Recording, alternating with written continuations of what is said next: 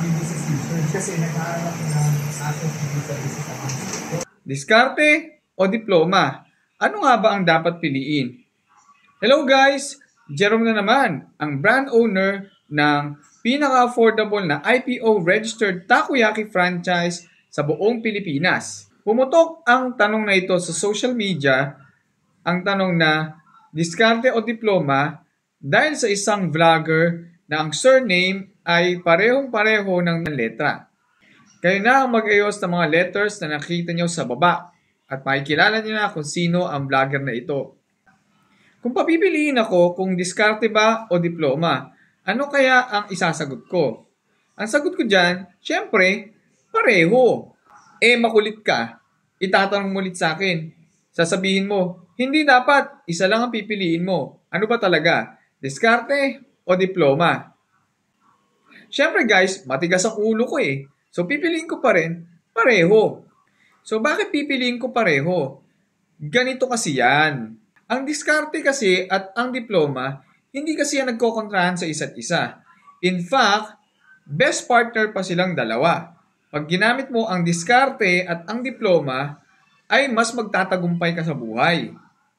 Ngayon guys, kung papipiliin mo kung diskarte o katamaran, syempre, pipiliin ko diskarte. At syempre, kung diploma o walang diploma, di malamang pipiliin ko may diploma. Kasi nga guys, pag tayo ay pipili sa dalawang bagay, normally, nagkokontrahan yan sa isa't isa. Hindi yan nalalayo guys sa kabutihan o kasamaan. So anong pipiliin mo? Di yung kabutihan, lalong hindi rin yan nalalayo guys sa may pera o walang pera. Syempre pipiliin mo may pera, di ba? Para ding sa pageant, di ba? Yung kandidata papipiliin ng judge. Kung alin ba sa dalawa ang pipiliin mo, beauty or brains. So dapat, pag ganong option, pipiliin mo pa rin yung pareho. Bakit? Kasi nga, hindi nagkokontrahan ng isa't isa. Kaya nga, di ba, mayroong beauty and brains. In fact, kapag maganda ka at matalino, perfect combination.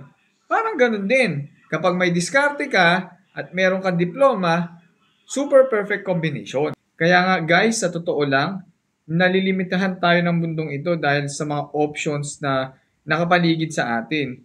Kumbaga nawawala yung ating abundance mindset because of those options. Kaya guys, kapag ang pinapipili sa'yo ay hindi naman nagko-contradict sa isa't isa, piliin mo pareho. Always have this abundance mindset, especially if those two options or several options that it offers to you does not contradict. So napayas ka ba dyan? Kung oo, like, follow, at subscribe naman dyan. Guys! Sino hindi papayas dyan? Yeah! Yun lang guys, at bye-bye!